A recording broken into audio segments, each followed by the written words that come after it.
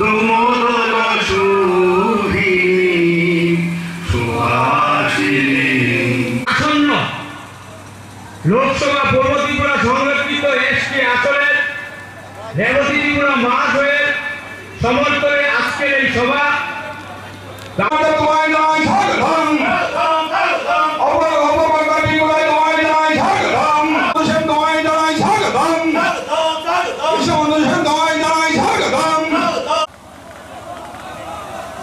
বন্ধুগণ, অঞ্জনা চক্রবর্তী মহোদয় ত্রিপুরা যুব মোর্চা রাজ্য সভাপতি তথা টিআইডিসি চেয়ারম্যান দিচ্ছেন।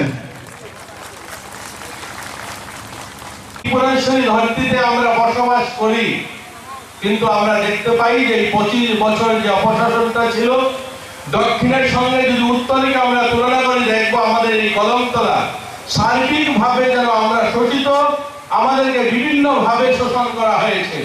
এখান থেকে ধর্মনগর কলেজের দূরত্ব প্রায় এই কদমতলার একদম শেষ প্রান্তে যারা থাকি সেখান থেকে প্রায় 30 কিলোমিটারে যেতে হয়, অথচ এখানে একটা কলেজ হয়নি। কদমতলা সার্বিকভাবে আপনারা যদি বিভিন্ন অঞ্চলগুলোকে ঘুরে দেখেন, দেখবেন যে এই কদমতলাকে বিভিন্ন ভাবে বঞ্চিত করা হয়েছে এই 25 বছর। আপনাকে ধন্যবাদ জানাই কদমতলাবাসীর পক্ষ থেকে এবং এখানকার যারা জনগণ রয়েছে সবার পক্ষ থেকে আমরা ধন্যবাদ জানাই আপনাকে। এখানে একজন এমএলএ এবং মন্ত্রী, যিনি 25 বছর এখানে মন্ত্রী ছিলেন, বাকি সময় এমএলএ ছিলেন, 40 বছর সময়কাল ওনার, অথচ 40 বছর ধরে শুধুমাত্র মুসলমান হিন্দু নিয়ে রাজনীতি করেছেন। অথচ উনি সেই মুসলমান যিনি, উনার কমিউনিটির লোক যারা 70-90% মানুষ যার উপরে নির্ভরশীল, অথচ তার জন্য কিছু করেননি। এখানে আগরের উপরে নির্ভরশীল এখানকার মুসলমান ভাইয়েরা প্রায় 100% মানুষ যারা আগরের উপরে ওনারা জীবনযাপন নির্ভর করেন, ওনাদের রোজগারের ব্যবস্থা। অথচ এই আগরটা চাইলে তিনি অনেক আগে করে দিতে পারতেন, তিনি ফরেস্ট মিনিস্টার ছিলেন, অথচ তিনি এর জন্য কোনো উদ্যোগ নেননি। কারণ এখানকার যদি মুসলমান ভাইরা যদি উন্নত হয়ে যায় তাহলে মিছিলে কি করে আসবে? ওনারা রাতের অন্ধকারে সেই বাইকে চাপিয়ে চুরি করে আসামে নিয়ে বিক্রি করতে হতো। আপনার 1 বছরের সময়কালে আমরা যেন সরাসরি প্রকাশ্য দিবালোকে যেন ব্যবসা করতে পারি, তার জন্য আপনি কানুন তৈরি করেছেন, তার জন্য আপনাকে আমরা ধন্যবাদ জানাই।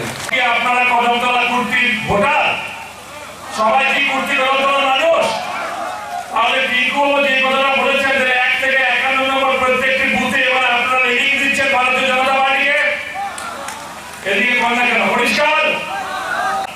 ভাই বিজেপিতে ভোট দিও না, বিজেপিতে ভোট দিলে মুসলমান আর ভারতবর্ষে থাকতে পারবে না, ত্রিপুরায় থাকতে পারবে না, কদমতলা থাকতে পারবে না। বলেছিল কি একটা মুসলমান কি ত্রিপুরা থাকতে হয়েছে?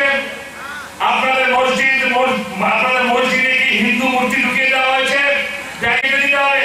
মুসলমানদের মেয়েদেরকে শাড়ি দিতে পারবে না, হিন্দু মেয়েদের মতো 7 পাক ঘোরাতে হবে। মুসলমানরা কোরআন পড়তে পারবে না, নামাজ আদায় করতে পারবে না। আজকে দেখা যায় এগুলো 100% মিথ্যা শুধু নয়, এগুলো একেবারে সত্যের অপরাধ। যারা করেছিল তাদেরকে নির্বাচনের মাধ্যমে এবং জবাব দিয়ে বলে দেবেন যে তোমরা যে অপপ্রচার করেছিল সেই অপপ্রচারে আমরা ভোটের মাধ্যমে আমরা মিথ্যা প্রমাণ করে দিলাম। অথচ কুর্তি কদমতলাতে এখনো সেই জাত পাতের রাজনীতি জিয়ে রেখেছিল, সেটা কমিউনিস্টরা জিয়ে রেখেছিল। বন্ধু, 25 বছর আগে বিপ্লব দেব ছিল না, এখানে 4 বার ক্রমাগত মুখ্যমন্ত্রী মানিক সরকারই ছিল, আর কমিউনিস্টের 25 বছরের সরকার। এটা আপনাদের জন্য ভালো বিষয় তেমন নয়। দুনিয়া যখন চলছে সবকা সাথ সবকা বিকাশ, অল আর ইকুয়াল, ডেমোক্রেসি, ওই জায়গাতে 25 বছর ক্রমাগত কমিউনিস্টের সরকার যারা সমাজতন্ত্রের কথা বলে, সমাজ কুর্তি কদমতলাতে সমাজ কোনো না। কোথায় আমার কমিউনিস্টের বন্ধুরা? কোথায় সেই এলসিএ? কোথায় সেই ডিসিএ? কোথায় সেই কমিউনিস্ট? বারোটাবাজের দল এই কুর্তি কদমতলাকে তোমরা বদনাম করে রেখেছো জাত পাতের নামে। 25টা বছর, তার আগেও 10 বছর, 35 বছর, আর নাম বলো কি? আমরা তো জাত পাতের উঠে সমাজতন্ত্র, আমরা তো লেনিন ছাড়া বুঝি না, স্টালিন ছাড়া বুঝি না। লেনিনে বলে দিয়েছিল জাতপাতের রাজনীতি করার জন্য, স্ট্যালিনে বলে দিয়েছিল কানে কানে জাতপাতের রাজনীতি করার জন্য। চলে গেছে ইংরেজের পুত্রদেরকে এই কমিউনিস্টের ছেড়ে দিয়ে গেছে, এরা কমিউনিস্ট হয়ে গেছে ইংরেজের বংশধর। কুর্তি কদমতলাকে যদি ডেভেলপ করতে হয়, এখন টিঙ্কু বাবু বলছিল দুটি কাজ আমি করেছি, ডেভেলপমেন্ট করতে চাই তার জন্য করেছি। কিন্তু বন্ধু, মুখ্যমন্ত্রী চাইলেই ডেভেলপমেন্ট হয়ে যাবে তেমন নয়, এমএলএ চাইলেই ডেভেলপমেন্ট হয়ে যাবে তেমন নয়। আপনাদের সোচ চিন্তার মধ্যে ডেভেলপমেন্ট আনতে হবে। আপনাদের ত্যাগ করতে হবে যে আমার বাড়িকে আমি সুন্দর করব, আমার কুর্তি কদমতলাকে আমি সুন্দর বানাবো, তখন কুর্তি কদমতলা উঠবে। না হলে এই রাজ্যে দেখা যায় অনেক সময় এই বিধানসভা খুব সুন্দর হয়ে গেছে, এক সিটি খুব সুন্দর হয়ে গেছে, কিন্তু ওই রাজ্যের মধ্যে আবার এমনও বিধানসভা লোকসভা থাকে যে পিছিয়ে পড়া অঞ্চল রয়ে থাকে। প্রত্যেকটি গ্রাম, প্রত্যেক জায়গায় বিষয় নিয়ে যদি আপনারা না চলেন, আমি আপনাকে জোর করে নিতে পারবো না। কারণ এটা গণতন্ত্র। কেন করেছি আমি জোর করে আপনাকে ওই রাস্তায় নিয়ে যেতে হবে না, আপনাকে সেই রাস্তায় যেতে হবে। আমি রাস্তা দেখাতে পারি মুখ্যমন্ত্রী নাতে, বলে এই রাস্তা গেলে আপনার ডেভেলপমেন্ট হবে। যদি আপনি না চলে, আপনাকে আমি জোর করে নিয়ে যেতে পারবো না। আর সেটা ডেমোক্রেসির পরিভাষা নয়। আপনাদেরকে বেরিয়ে আসতে হবে, আপনাদের সেই রাস্তা তৈরি করতে হবে। যা আপনাদেরকে বদনাম করে রাখা হয়েছিল জাত পাতের রাজনীতি কুর্তি কদমতলা হয়, কেন ধর্মনগরে তো বলে না? সেখানে কি সংখ্যালঘু নেই? কোথায় যুবরাজনগর তো বলে না? সেখানে কি সংখ্যালঘু নেই? উদয়পুরে প্রদেশ সিংহ রায় এমএলএ মন্ত্রী, সেখানে আমার বাড়ি উদয়পুরে, সেখানে কি সংখ্যালঘু নেই? সেখানে তো সে রাজনীতিটা হয় না। সেখানে যদি না হয়, কুর্তি কদমতলাতে সেটা কেন হবে?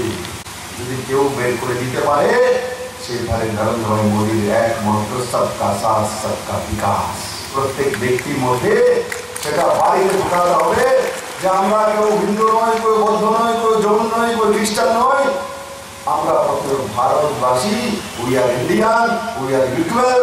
এই শব্দগুলি যতক্ষণ পর্যন্ত আপনার ডিকশনারিতে না আসবে, ততক্ষণ পর্যন্ত কুর্তি কদমতলা ডেভেলপমেন্ট কেউ করতে পারবে না। আপনি দৌড় দিতে পারবেন, মুখ্যমন্ত্রী দৌড় দিতে পারবেন এমএলএ, কিন্তু একবার দেখুন দৌড় যখন দিচ্ছেন, এক উঙ্গলি আপনি দেখাচ্ছেন মুখ্যমন্ত্রীর দিকে, এমএলএর দিকে, বাকি তিনটি উঙ্গলি আপনার দিকে দেখাচ্ছে যে আপনি দোষী।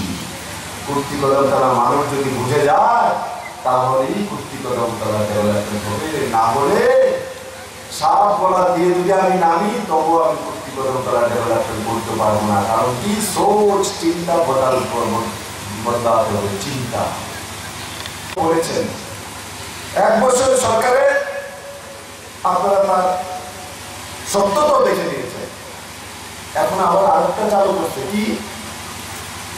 কি চালু করছে? আবার বদনাম করার জন্য।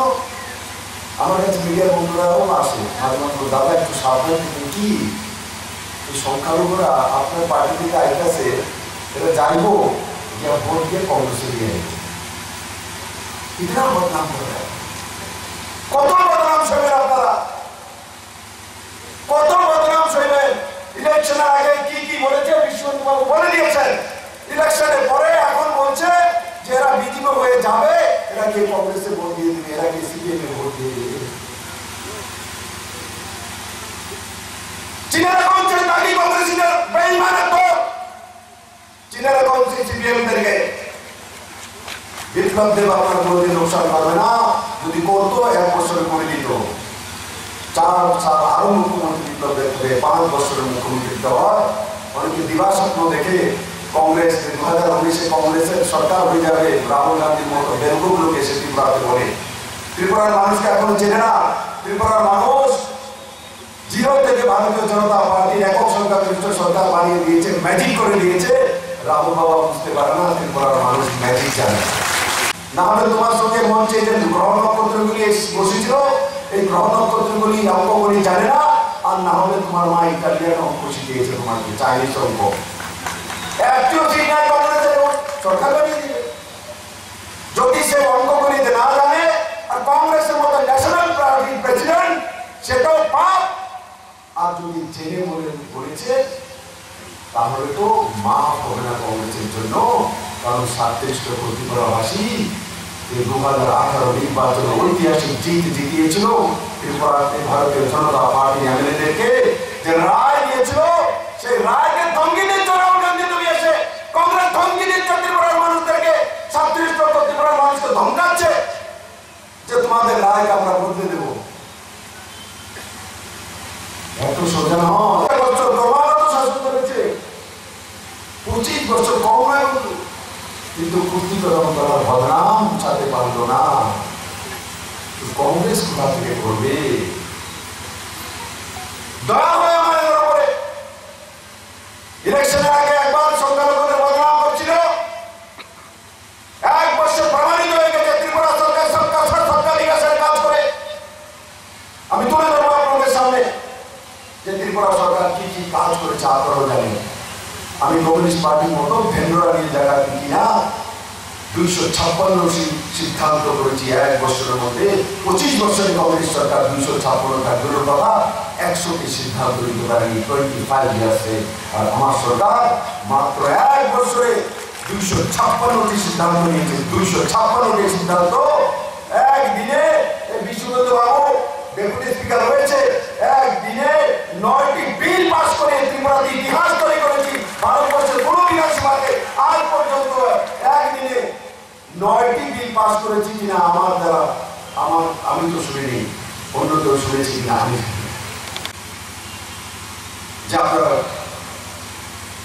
তাদের অপমান শুনবেন না।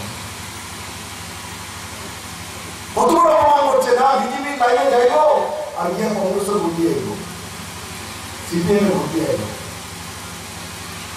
বিপ্লব কি এমন রাজনৈতিক পরিস্থিতি তৈরি করেছে বা ত্রিপুরাতে এমন প্রশাসন দেয় যে সংখ্যালঘুরা ভয়ে আতঙ্কে বাড়ি থেকে বেরোতে পারে না?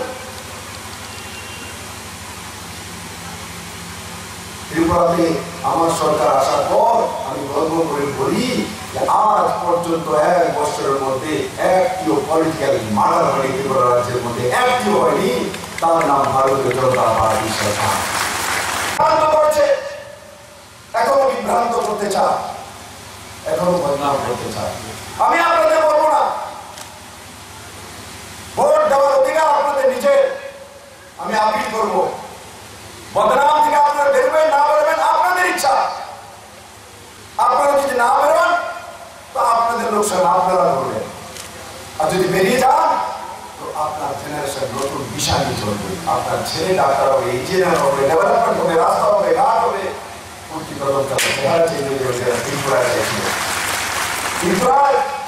চেয়ারম্যান ইন্ডাস্ট্রিতে আছে, তার জন্য সে আগ্রহের কথা বলছিল। আমার কাছে বারবার প্রতিবার গিয়েছে, দাদা একটু ফ্লেক্সিবল করে দিন, আপনি বলে দিন পিসিসিএল কে। তারপর দিয়ে সেই আইনগতভাবে সে ব্যবস্থা আমরা করতে চলছি। নির্ণয় আপনারা করবেন। ইতিহাস সাক্ষী থাকে, ইতিহাস সাক্ষী থাকে। এই ভারতবর্ষের মধ্যে ইংরেজ যখন এসেছিলেন, পলাশির যুদ্ধে সিরাজউদ্দৌলা নবাব, সিরাজউদ্দৌলা বাংলা, বিহার, উড়িষ্যার নবাব ও সিরাজউদ্দৌলা প্রধান সেনাপতি ছিলেন। ওনার ধন জামাই, তার নাম মির্জাফর। আর মির্জাফরের কারণে, বিশ্বাসঘাতকতার কারণে ইংরেজ ভারতবর্ষের 200 বছর পরাধীন করে রেখেছিল। কিন্তু দেখুন, ভারতবর্ষের কোন মুসলিম পরিবার তারপর থেকে 1947 সাল না দেশ পরাধীন যখন হয়ে গেছে তখন থেকে কোন মুসলিম পরিবার, সে ত্রিপুরার হোক, চাहे চেন্নাইয়ের হোক, দিল্লির হোক, সে ওয়েস্ট বেঙ্গলের হোক, আর সে অন্ধ্রপ্রদেশের হোক, কোন ব্যক্তি আর তার সন্তানের নাম মির্জাফর রাখে না। আমি যদি কাউকে বলি চলো আমি তোমাকে 10 লাখ টাকা দেবো, ছেলের নাম হয়েছে আমি মির্জাফর রাখলাম, রাখলে না কোনো মুসলিম সরকার ছেলের নাম মির্জাফর রাখে। এই যে 25 বছরের মির্জাফর, আর যারা বারবার ইলেকশন আসলে এই কংগ্রেস ভেলেকদারি নামদারি দিল্লির বেঈমান লোক ত্রিপুরাকে সিপিএম এর কাছে বর্গা দিয়ে যেত, এরা হচ্ছে মির্জাফরের দল ত্রিপুরা শুধু মির্জাফর করেছে না, কমিউনিস্ট 25 বছর থেকে মানুষকে সুবিধা থেকে বঞ্চিত করেছে, কেন্দ্রের সুবিধা পর্যন্ত সঠিকভাবে যেতে দিত না। আর কংগ্রেস দিল্লিতে বসে এই ত্রিপুরাকে প্রতিবার কমিউনিস্ট পার্টির কাছে বর্গা দিয়ে দিত। এই হচ্ছে কংগ্রেস আর কমিউনিস্টের ইতিহাস। শ্রেষ্ঠ প্রধানমন্ত্রী, জনপ্রিয় লোকপ্রিয় প্রধানমন্ত্রী, প্রধানমন্ত্রী নয়, সর্বকালের লোকপ্রিয় চৌকিদার, সর্বকালের লোকপ্রিয় চকান্না চৌকিদার নরেন্দ্র ভাই মোদী। 13 বছর মুখ্যমন্ত্রী ছিলেন। গুজরাটের সর্বকালের সবচেয়ে বেশি সময় তো যদি লাগাতার মুখ্যমন্ত্রী হয়েছেন, সে হচ্ছে আমাদের প্রিয় প্রধানমন্ত্রী নরেন্দ্র ভাই মোদী। সেই গুজরাটকে, যেই গুজরাট ফ্ল্যাগ থেকে ভূকম্পে ডুবছিল, দাঙ্গাতে ডুবছিল, দাঙ্গা ফ্ল্যাগ, তারপর ভূকম্প, গুজরাট সূর্যাস্ত হচ্ছিল, সেই গুজরাটকে নরেন্দ্র ভাই মোদী 13 বছরের মধ্যে ভারতবর্ষের শ্রেষ্ঠতম প্রদেশ বানিয়ে ছেড়েছে বন্ধু, মাত্র 13 বছরের মধ্যে।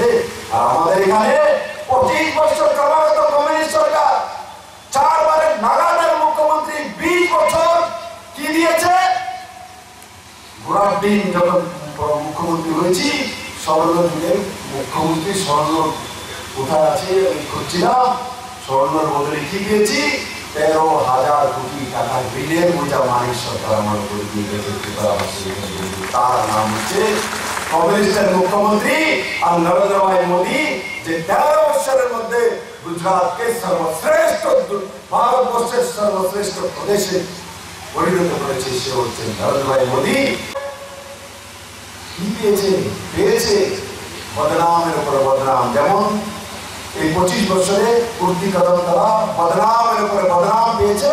ভারতীয় জনতা পার্টি আসার পরে এখনো আপনাদেরকে বদনাম করছে যে আপনারা বিজেপিতে যাবেন, গিয়ে কংগ্রেসে ভোট দিয়ে আসবেন, সিপিএম এ ভোট দিয়ে আসবেন। ঠিক ভারতবর্ষ 10টা বছরে এত বদনাম করেছে। কি বদনাম? কি প্রথম বদনাম? কয়লা ঘোটালা, কত লাখ কোটি টাকা। তারপর ইউরিয়া ঘোটালা, স্প্রেকটাম ঘোটালা, 2G ঘোটালা, জমিন ঘোটালা, মানে ঘোটালা উপরে ঘোটালা। আমরা ত্রিপুরাবাসী অন্ধকারে ভোট দেব, পাত্র না থেকে ভোট দেব। কেউ আছে যে আমি পাত্র না থেকে ভোট দেব? নিজের ছেলে মেয়ের বিবাহ করার সময় পাত্র পাত্রী না দেখে যদি আমার ঘর সংসার তৈরি না করি, কোন মা পাত্র না দেখে মেয়েটা বিয়ে দেয়? যদি তার স্বামী 3 বার দেখে তারপরে 9 মাস মায়ের গর্ভ লইছি, এত কষ্ট করছি, তুমি জানি কারা দেখেছো, কি কো কাছে বলতে বলা, আমি নিজে দেখতাম, তারপর মায়ের ঘরে দেখতাম। আর ছেলে বাবাও যখন কোন মেয়েকে আনবে বউ করে, 10 বার গিয়ে দেখে খোঁজ খবর নেয়, মেয়েটা ভালো কিনা, লক্ষ্মী কিনা, আমার বাড়িটা ঠিক করে রাখবে কিনা। যদি নিজের বাড়ি ঘরের সময়, নতুন সংসার করার সময় যদি আমরা এত কিছু করি, তারপর কোনদিনও দেখি তো দেশের প্রধানমন্ত্রী বানাবো, যে আমাকে দেশকে পরিচালনা করবে, পাত্র না ডাকে ভোট দেবো কি আমরা? পাত্র না দেখে কেউ ভোট দেবে না। ত্রিপুরাবাসী অন্ধকারে আমরা ভোট দেবো না, আমরা পাত্র ছাড়া ভোট দেবো না। কমিউনিস্ট, কংগ্রেস আর এরা যদি আসে, তাদেরকে জিজ্ঞাসা করা, ভাই ঠিক আছে আপনাকে ভোট দেবো, আপনি এসছেন, আপনার প্রধানমন্ত্রীর পাত্রকে বলুন। যদি না বলতে পারেন তো আমরা আপনাদেরকে ভোট দেবো না। আমাদের কাছে পাত্র রয়েছে, 5 বছরের রিপোর্ট কার্ড দিয়ে পাত্র রয়েছে। ফোন দিয়ে 5টা ফোন নরেন্দ্র ভাই মোদীর জন্য, চকিদারের জন্য করা, 5 ফোন করা। আর ফোনে কি বলা? নিজের আত্মীয় স্বজন, বন্ধু বান্ধব, ভারতবর্ষের যে কোনো জায়গায় রয়েছে, ফোন করুন, জিজ্ঞাসা করুন এবার নির্বাচনে কাকে ভোট দিচ্ছ। যদি বলে মোদীকে, তাকে ধন্যবাদ জানাবো। আর যদি বলে না আমি কংগ্রেসকে দেবো, কমিউনিস্টকে দেবো, অন্য পার্টিকে দেবো, তখন তাকে বলা তোমার পাত্রকে বলতো। তোমার কাছে যদি পাত্র থাকে, তুমি জরুর কংগ্রেসকে দাও বা সিপিএম করে দাও। যদি পাত্রই না থাকে, তুমি অন্ধকারে কেন তোমার গণতান্ত্রিক অধিকারটা, পবিত্র অধিকার দেবে, তখন দেখবেন আপনি বলবে, না তুমি তো ঠিকই বলেছো, আমাদের মোদীকে দেওয়া উচিত, চকিদারকে দেওয়া উচিত, পাত্রকে দেওয়া উচিত। কংগ্রেসের মধ্যে রাহুল দশা চলতে আছে। কোন রাহুল দশা? কুণ্ডলিক বয়ে রয়েছে রাহু বইলে কি করি আমরা? গণকের কাছে যাই, পণ্ডিতের কাছে যাই, যে আমার ছেলেদের রাহুল মিলে রাখছে, রাহুল দশা, কেমন ত্যাগ করা যায়, একবার মৌলবীর কাছে যায়, একবার পণ্ডিতের কাছে যায়, এই রাহুল দশা কারণে বন্দোবস্ত করে। তো কংগ্রেসের তো কুণ্ডুলির মধ্যে পুরো রাহুল গান্ধী বসে আছে, মানে রাহুল বসে আছে, তো কংগ্রেসকে কেউ বাঁচাতে পারে না বন্ধু। এই নির্বাচনের পর দেশে আর কংগ্রেসের অস্তিত্ব শেষ হয়ে যাবে বন্ধু। নির্বাচন 3 মাস ধরে চলছে, সে রেজাল্ট ঐতিহাসিক রেজাল্ট এসেছে। ভারতীয় জনতা পার্টির সরকার এসেছেন। আমি আপনাদেরকে নিবেদন করবো কূর্তিকরণতলাবাসী, আমি সংখ্যালঘু ভাইদেরকে বলবো, আমি সংখ্যালঘু মানি না বন্ধু, আমি সরকার সরকার বিকাশ মানি। এই বিষয়তে কাজ করুন। আপনাদের দিকে লাগাতার অপমান করে আসছে, এখনো অপমান করছে, তাদেরকে বলে দিয়েছে যে বিজেপিতে যাবে, ভোট কংগ্রেস দেবে। সেই অপমান থেকে বেরিয়ে আসুন, প্রমাণ করে দিন যে আপনারা ভারতবাসী, আমরা ত্রিপুরাবাসী, আমরা ত্রিপুরা ডেভেলপমেন্ট চাই, আমরা মোদি চাই। কেন চাই? ত্রিপুরা ডেভেলপমেন্ট যদি কেউ করে দেয় সেটা মোদি করবে, কারণ মোদি ত্রিপুরার জন্য কমিটেড। তার জন্য আমার 1 বছরের সরকারের মধ্যে মোদি 4 বার আমাকে এক্সট্রা সাহায্য করেছে। একবার 750 কোটি টাকা, একবার 750 কোটি টাকা, একবার 300 কোটি টাকা। আর তারপর ডিজাস্টার ম্যানেজমেন্টে যখন ফ্লাড হয়েছিল তার জন্য 171 কোটি টাকায় প্রথমবার ডিজাস্টার ম্যানেজমেন্টে ত্রিপুরা সরকার পয়সা দিয়েছে কেন্দ্রীয় সরকারের থেকে। 1971 কোটি টাকা আমাকে এক্সট্রা দিয়েছে। যদি মোদি না থাকতো, যদি অন্য কোনো প্রধানমন্ত্রী থাকতো, ফ্লাড হলে 3 হেলিকপ্টার রাতে পাঠিয়ে দেবে, ললিপপ দিত, কুচ্ছু দিত না বন্ধু। নরেন্দ্র ভাই মোদি কি সবাই ধন্যবাদ দিয়ে বরণ করে নেবেন আমাদের জেলা সভাপতি মমদুল দাস মহোদয় এবং কূর্তিকরণতলা মন্ডল সভাপতি বিদ্যাভূষণ দাস মহাশয়। বিজেপি